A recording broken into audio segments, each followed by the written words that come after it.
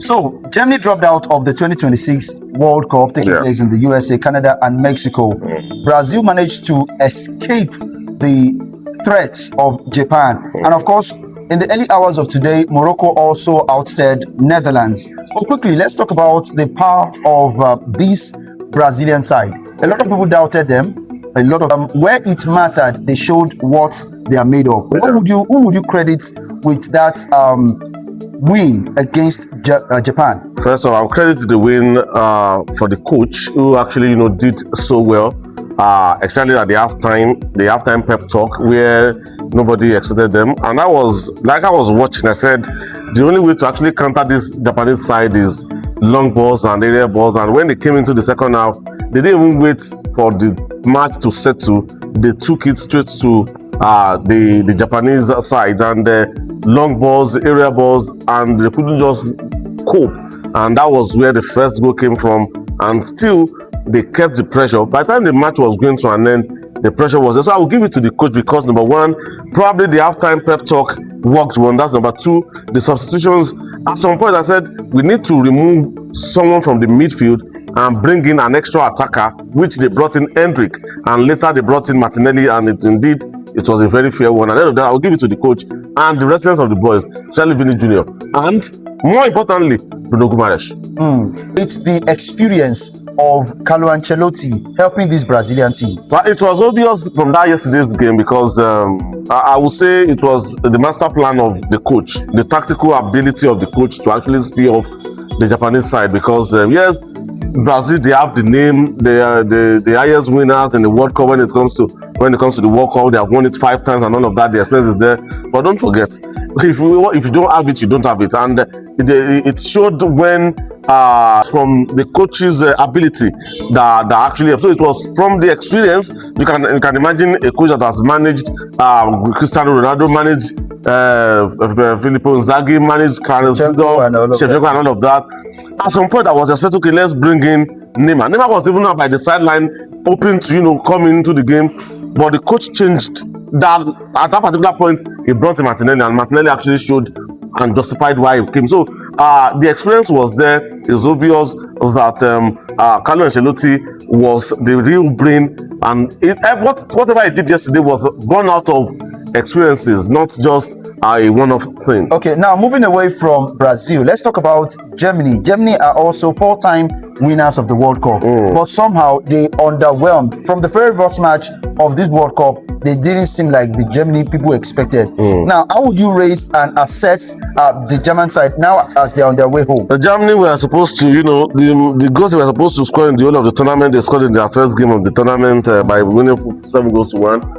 Unfortunately for them, playing against Paraguay yesterday, I was hoping they would do something, but I need to show us why they deserve to continue in the competition, because with what Ecuador played against them, I was expecting them to have found a way to actually get things done properly. Paraguay, to me, they are not a very big threatening side that could actually pose any serious threat to any serious minded team, but unfortunately the German side, by their coach, maybe inexperience of the coach, but the poor ability of the players to let whatever it is they had yesterday. Unfortunately for them, I don't know why. I will blame the coach, and I will blame the entire setup of the team that always solely rely on Kayavas as their go-to person to get you goals.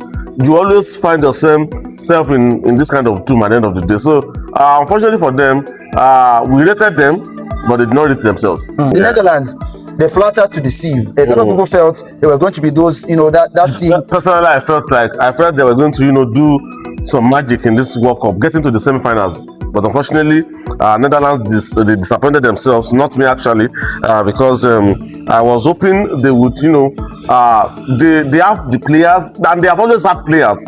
These are you can put them in the class of Portugal, who always have the players, who always have a team, but have been unable to get something done when they underachieve in the World Cup. In fact, Portugal is even far better than them, because Portugal they have won Euro, they have won the UEFA Nations League.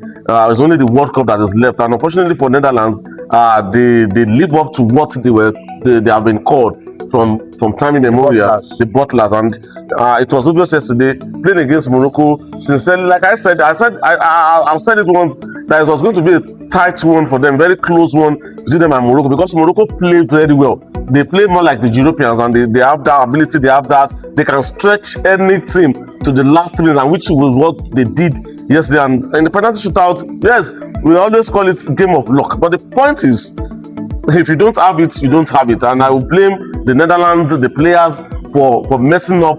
At the end of the day, there was nothing the coach would have done by not feeding what he fielded yesterday. He fielded the best he could field, and unfortunately, they bottled the usual way at every World Cup. Okay, so finally, now France will be playing against Sweden. Yeah. France is one of the teams that people fear a lot in this particular World Cup. What do you think would happen in this particular? They just have to be very careful. France needs to be very careful. Yes, Sweden are not a very good, solid side. Don't forget, Sweden in their first match they beat Tunisia by 5-1. In their next match, they were beaten 5-1 by another team.